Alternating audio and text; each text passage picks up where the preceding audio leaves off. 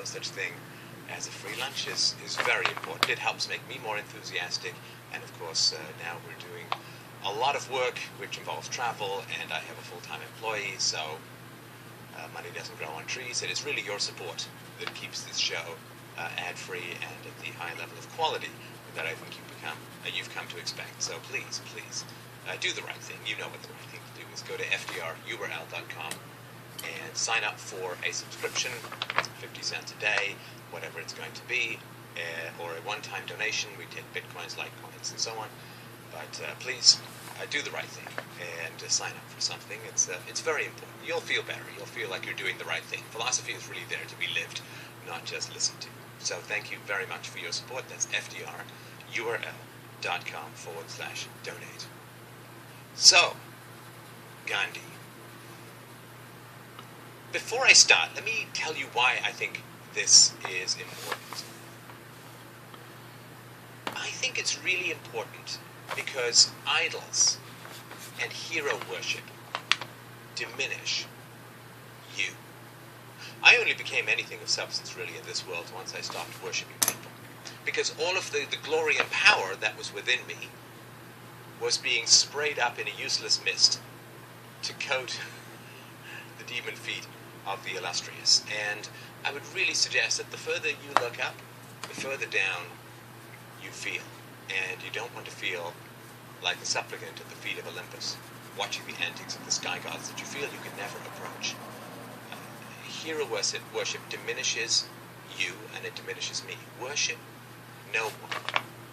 Only be yourself. Now, talent is a kind of cancer. It's a weird kind of growth that eclipses a lot of other things. You see somebody who's really great at something, hockey, singing, songwriting, anything. And what you're seeing is the scintillating bright side of talent or of ability or of glory or something like that. What you're not seeing is everything that they haven't done because they've been doing that. Right? So Wayne Gretzky is really great at hockey. I don't know, 50,000 hours worth of hockey, but that's 50,000 hours worth of not studying philosophy or learning to play the violin or becoming a good cook or a well-rounded human being, so to speak. And so you see a very concentrated, laser-like diamond light coming from talent, and it can tend to eclipse everything else. So beauty does this, power does this as well. It tends to eclipse everything else. So I strongly, strongly urge you to retain your power by avoiding hero worship. Hero worship is also extremely toxic to the recipient. There's an interesting paradox about we mammals, right? Which is that we desperately want to surmount limitations. We desperately want things to become easier.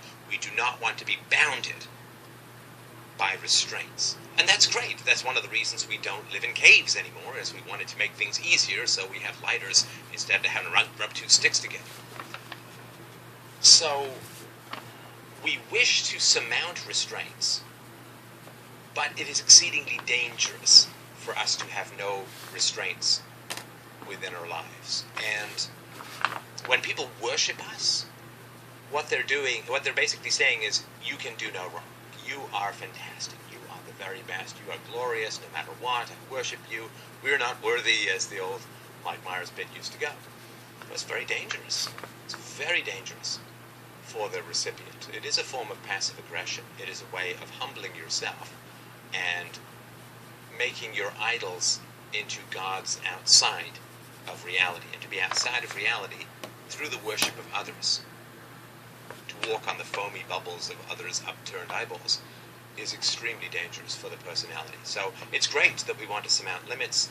It's not great when we actually do. The striving is all.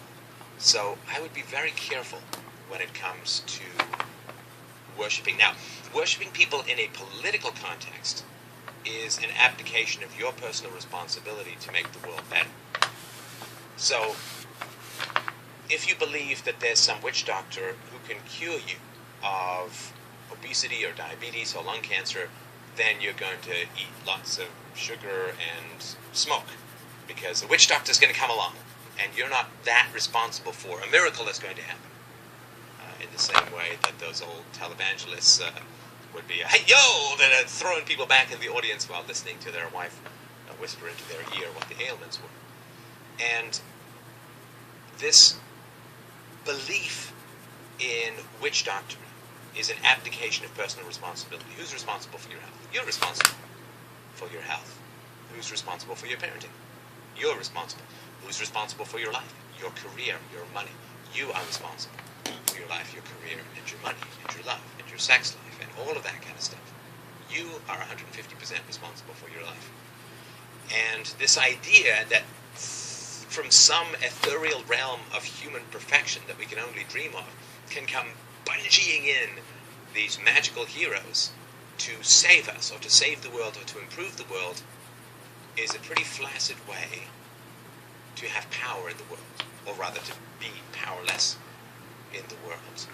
No one is coming to save you, as the psychologist Nathaniel Branden used to say. And no one is coming to save you. Nobody is coming to save the world. Nobody's coming to make it any better. Nobody's going to bungee in and make the world a wonderful place. No, Ron Paul's not going to do it. Newt Gingrich is not going to do it. Nancy Pelosi certainly isn't going to do it. And Obama sure as hell isn't doing it now. Right? Nothing. No one is going to come in. It's up to you to make the world better through your efforts. That's where the real risk and excitement and fear and reward and virtue, earned virtue, lies. And the powers that be love it when you worship the magical person, the semi-deity, because you know you're not that person. And it also puts you in a state of waiting, or in a state of supporting, or in a state of praising, or in a state of expectation, all of which take your spine and grind it up to mount as flagpoles to the vanity of the mad and powerful. So this is one of the reasons why tearing down idols is absolutely essential. Tearing down idols is building us up. So with that in mind, let's have a look at Mahatma Gandhi. Okay. Now, there's a couple of things I'm going to talk about. I'm going to substitute a couple of words because the word Kafirs in South Africa basically means niggers. So I'm going to use that just because not many people know that.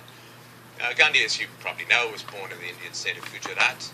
He was married when he was 13. His wife was 14. I guess that would be a cougar.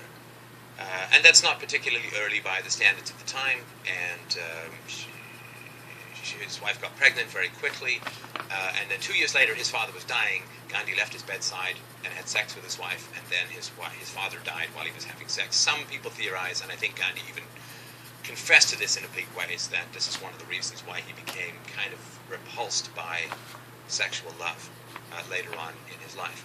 His relationship to sex is important.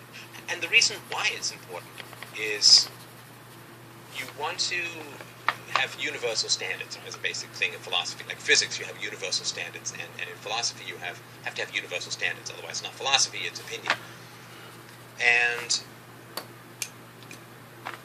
think of me, if you want, or anyone that you know who's even a mildly prominent figure. Think of me saying this kind of stuff.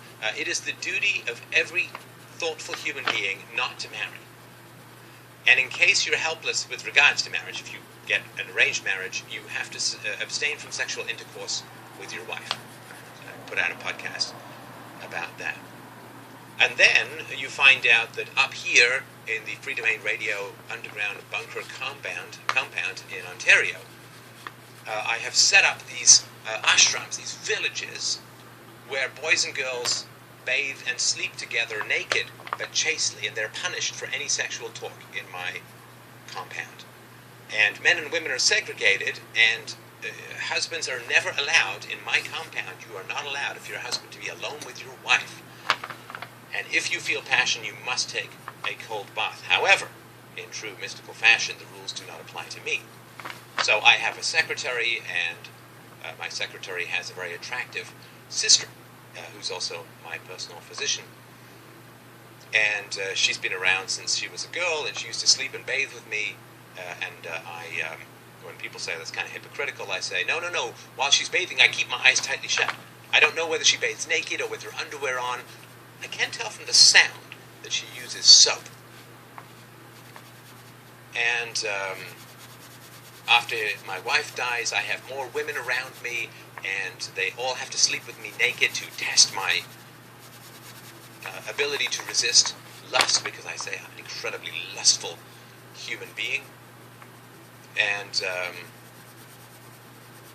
there are experiments where women will attempt to arouse me with stripteases or other non-contact sexual activity, hoverbot lap dances or whatever. And it does appear that this did sometimes cross over into sexual activity. So in one of his letters he wrote, "Venus sleeping with me might be called an accident. All that can be said is that she slept close to me." So it's more than just floating around giving high-cost lap dances. So this is around the time of India's independence from the United Kingdom.